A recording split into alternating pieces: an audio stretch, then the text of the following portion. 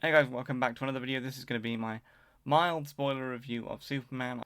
Anyway, it will be quick, there'll be mild spoilers, you've been warned, let's get into it. I feel it's the most comic book-like Superman we've gotten on film to date. That brings some issues and some strengths because not every comic book is good, and some comic books can feel overstuffed with characters. Did this feel overstuffed with characters, for example? No, on the whole, it didn't. The main thing I would say is it's the most comic book accurate Superman we've got in a while, and as I say, that comes with problems. Um, and there's two problems that this film gives me. That is, as I say, with Hawkgirl, I don't think she was used well, but we didn't get enough of her for me to really judge, so perhaps I'm being overly harsh. And the only other issue is it borrows from elements of Superman versus the Elite. That's obvious from the conflicts in the trailers, and it kind of tries to parody or borrow from the speech of at the end when Superman is talking about he'll never stop fighting for humanity until his dream of justice and a justful world are a reality they all share, which is talked about in the animated film. I did a review of the animated film. It's my favourite superhero film, favourite Superman film, and one of my favourite superhero films. Go and check that out on my channel. But the animated film Superman vs. the Elite, I felt that speech was really, really calmly, resonantly, and really well given. This film, David Cornsweet does a fantastic job as Superman.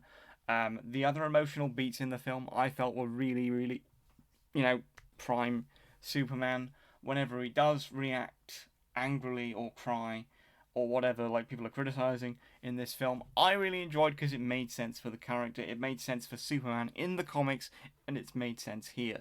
This was the only emotional beat where I was like, I wish you'd been more calm and collected at the end speech, because they were very clearly taking from or taking inspiration from the Superman versus the Elite speech, because he was talking about humanity, his view of humanity, and him being human. But it was really overly emotional. I understand why it was, but that was the point where I'm like, the perfect speech was literally right there. It was taking inspiration from this film for other elements, the political elements.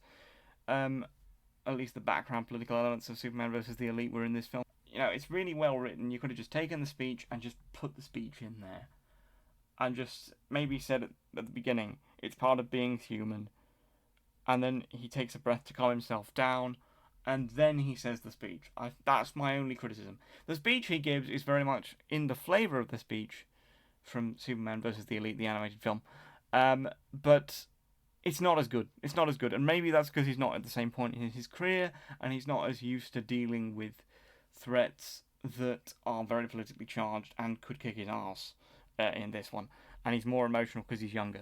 It could be that, I don't know, it just didn't hit the same, didn't resonate the same. And when the speech is there and there's very obviously elements from this film taken in, why don't you just use the speech? Why don't you use the speech, James? That's my only two things I'll criticise. The rest of this I loved. It felt like the DCAU. It felt like the closest we'll get to the DCAU in live action. It's not a one-to-one copy by any means, and it's not perfect because it is basically a comic book with a bunch of guest stars and world building, and most of those guest stars land. As I say, Guy is great, so I'm really looking forward to seeing Lanterns. Nathan Fillion knocks that out of the park. Mr. Terrific is fantastic. I'd love to see him more often.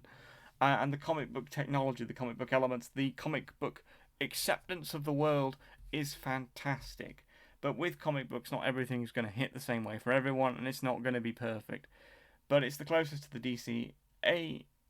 It's the closest to the DC animated universe we're ever going to get to on film, and I'm so glad we've gotten to a point where we've gotten to it.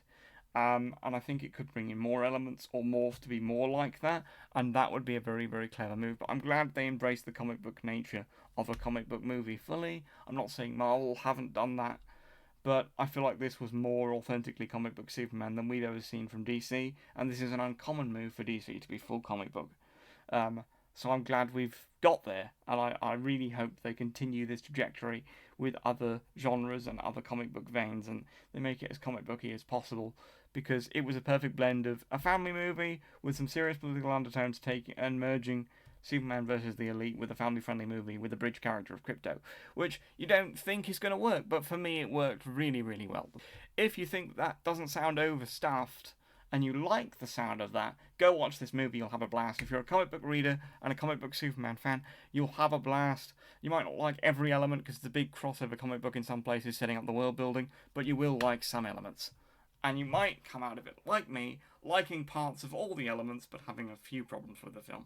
But a few problems with a film when it's this comic book inspired isn't much at all. Like, this is me being nitpicky, and frankly, I love this film. I can't wait to watch it again. It's the most comic book film we've seen of Superman, and that's a fantastic thing. I liked the CGI, people have criticised that, I liked that.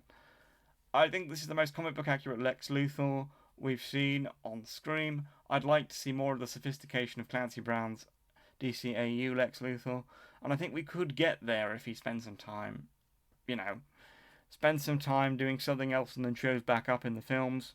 We could get there. It's doable. And there were a lot of interesting world building elements that I'll talk about in another video that I'm interested to see if they do anything with. Anyway, that's the end of this quick spoiler first impressions review for Superman 2025. Have you seen it? What do you think about it? Comment below and let me know.